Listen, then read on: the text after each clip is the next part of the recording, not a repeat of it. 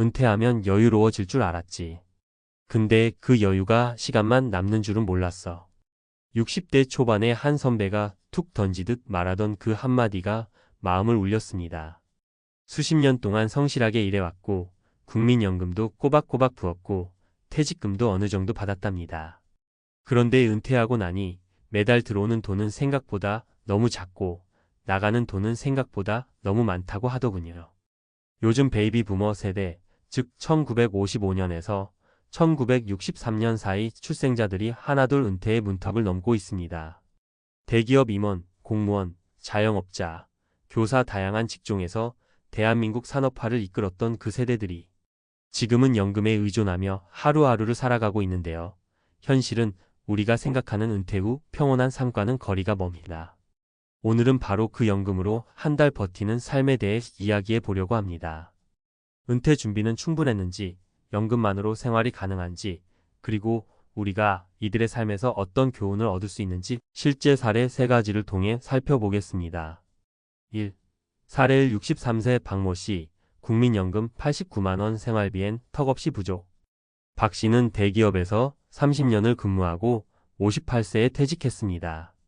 퇴직 당시에는 퇴직금 약 1억 5천만 원과 향후 받을 국민연금으로 노후가 나쁘지 않을 거라고 생각했죠. 하지만 현실은 달랐습니다. 국민연금으로 매달 89만 원 받는데요.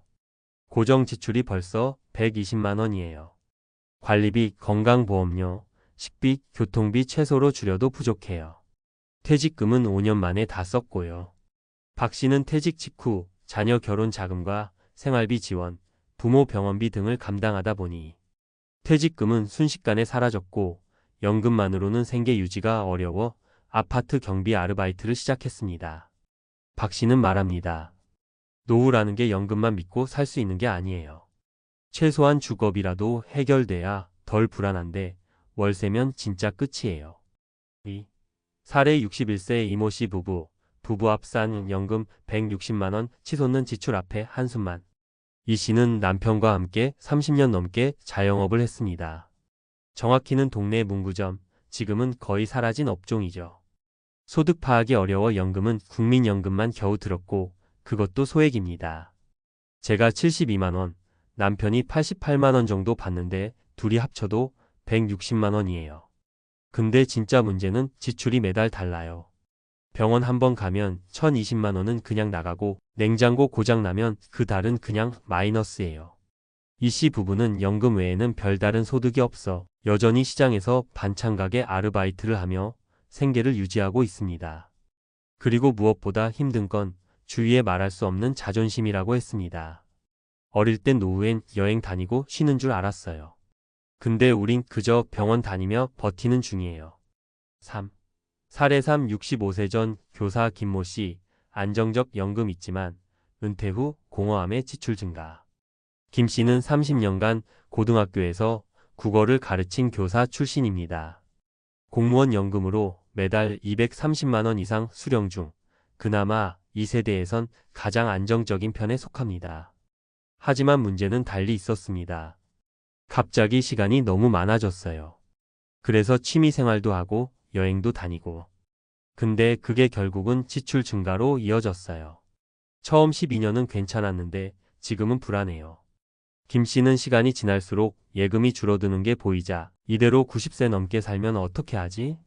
라는 존속 불안이 생기기 시작했고 최근에는 소일거리로 글쓰기 강좌를 시작했습니다. 수입은 적지만 정신적으로는 도움이 된다고 했습니다. 연금이 많아도 결국엔 삶의 방향이 없으면 돈도 허무하게 사라져요.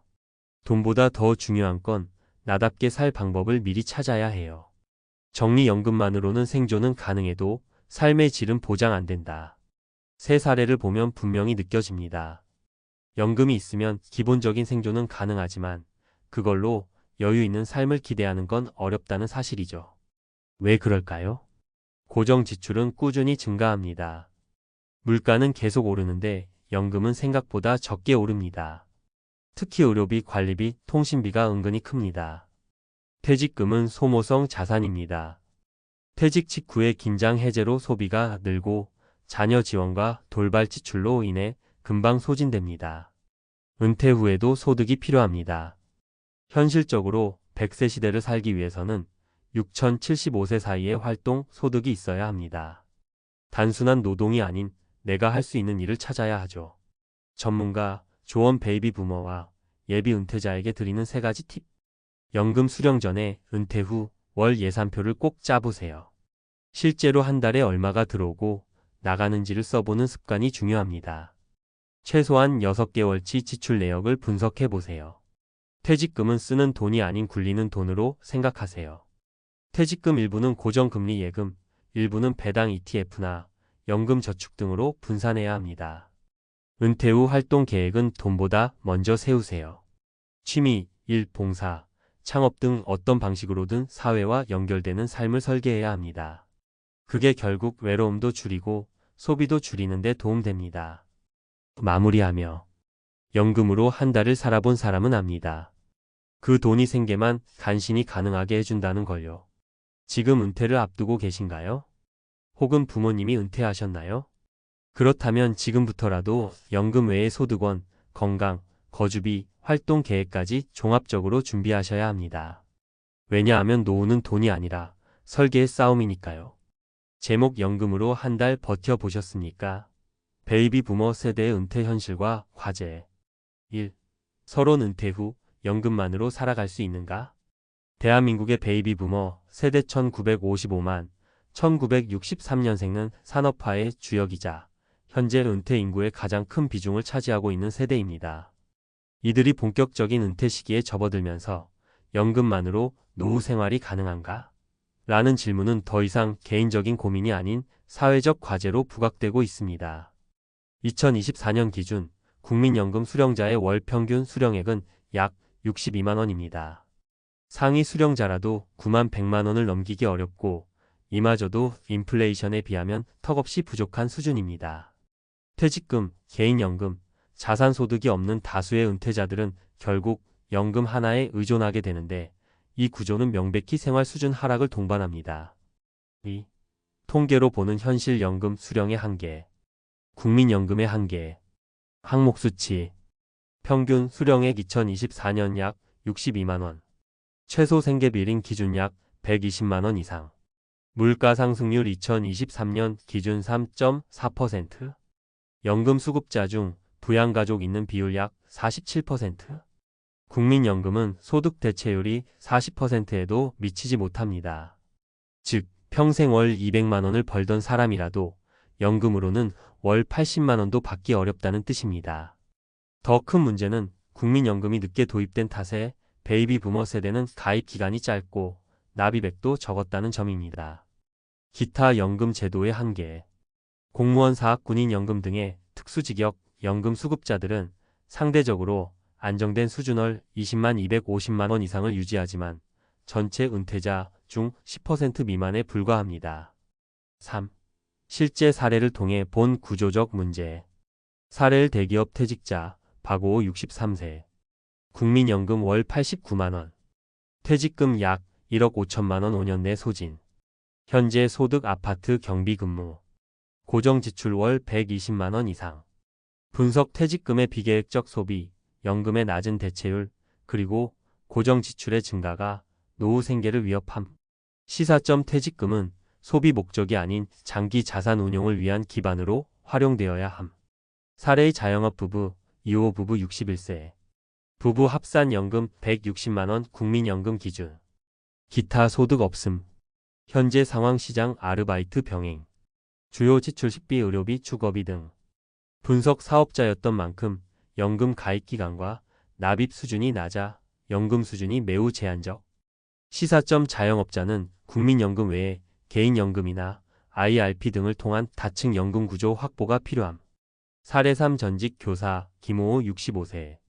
공무원 연금 월 230만 원. 자산 상황 안정적. 문제점 소비 확대 자산 감소 생존 불안. 대응 은퇴 후 사회활동 강의 글쓰기 재개. 분석 충분한 연금이 있더라도 은퇴 후의 시간 관리, 소비 계획 부재가 문제로 작용할 수 있음. 시사점 경제적 준비만큼 비경제적 설계 시간, 활동, 의미도 필요함. 4. 구조적 해법 연금에만 의존하지 말 것. 퇴직 후 생애 설계는 소득 다양화로. 활동소득 유지 기간을 연장 예 프리랜서, 파트타임, 디지털 노동 등. 자산소득 확대 예 배당주 투자, 부동산 수익, 연금 저축 활용. 개인연금 보험 및 IRP 병행. 고정지출 구조를 줄이는 생활 리모델링. 주거비 자가 보유가 아닌 경우 전세, 500임대 전환 고려. 보험 과잉 가입된 민간 보험 조정. 식비통신비 절감 계획 수립. 월 예산표 작성 습관화, 현금 흐름 중심의 가계 관리. 은퇴 이후 활동 계획은 경제와 직결됨. 아무 계획 없이 은퇴할 경우 초기 12년간 소비가 급증하는 보상 소비가 발생. 사회와의 단절은 정신건강, 소비 증대로 이어짐.